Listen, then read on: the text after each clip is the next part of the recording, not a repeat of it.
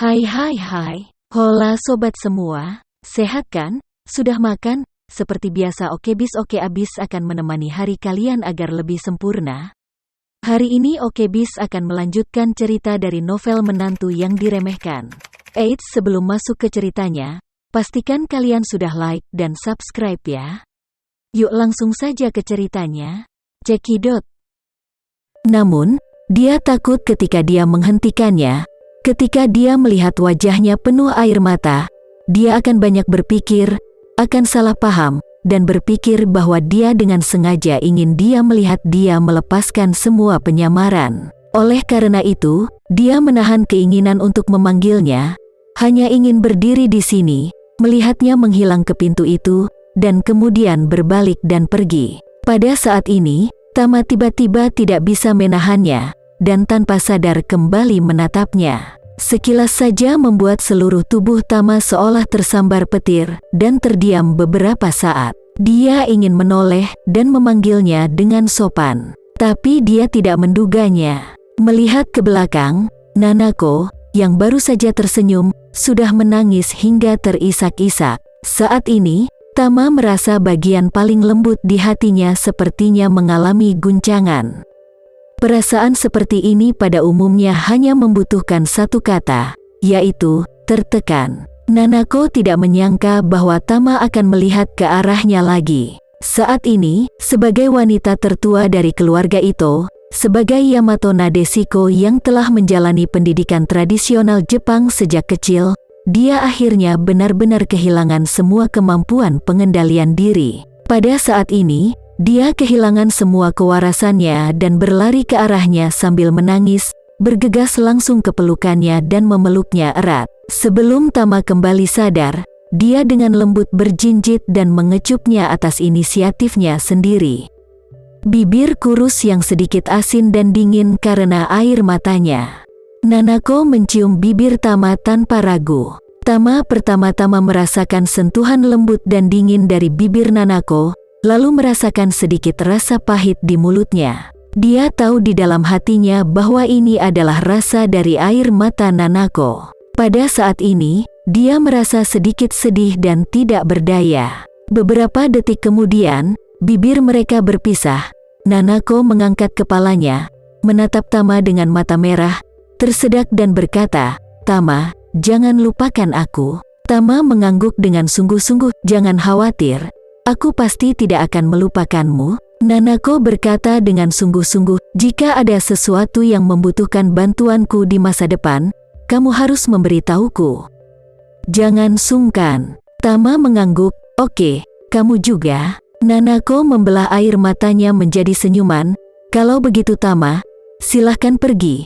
Jika kamu turun dari pesawat lagi, kamu tidak akan bisa mengejar." Tama menatapnya dan berkata dengan lembut, "Nanako, akan ada waktu untuk bertemu lagi nanti." "Baiklah, Tama, aku akan menunggumu datang nanti." Tama berbalik kali ini, dan tidak melihat ke belakang. Dia tidak ingin menjadi seperti sekarang.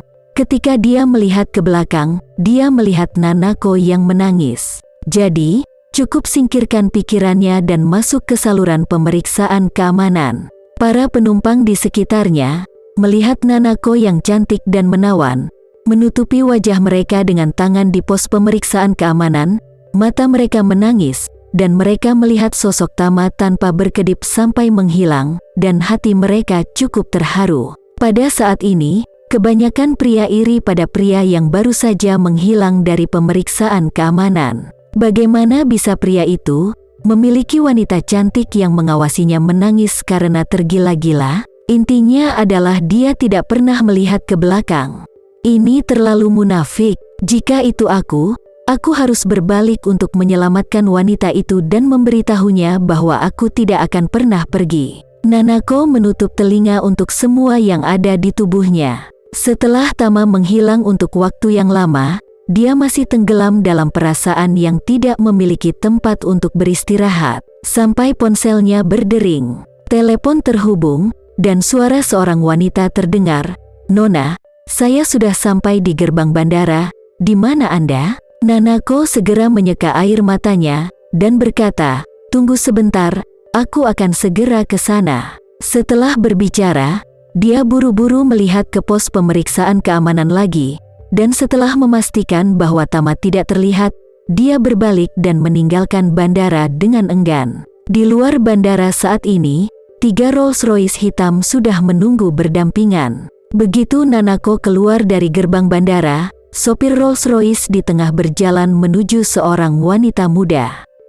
Wanita itu dengan hormat menyapanya, "Nona ada di sini." Nanako mengangguk, dan sebelum dia sampai ke depan, seorang pria membukakan pintu belakang untuknya. Setelah Nanako masuk ke mobil, dia menutup pintu dan kembali ke kopilot. Setelah masuk ke dalam mobil, Nanako tidak bisa menahan diri untuk tidak bertanya kepadanya, "Kawana, apakah kamu membeli cincin yang aku inginkan untukku?" "Saya mendapatkannya." Wanita bernama Kawana yang bernama lengkap Hisui Kawana ini merupakan asisten senior dari keluarga Ito.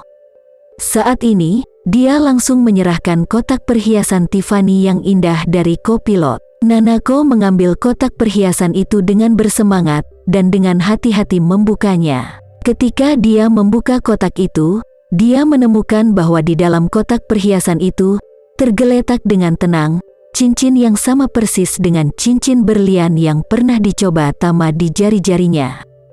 Cincinnya memiliki gaya dan ukuran yang sama, bahkan ukuran betisnya persis sama. Begitu dia melihat cincin ini, Nanako merasa sangat bahagia dan gembira, seolah cincin ini benar-benar diberikan kepadanya oleh Tama. Melihat cincin ini, Kawana sangat gembira dan bertanya dengan heran, "Nona, kenapa kamu tertarik dengan merek seperti Tiffany?"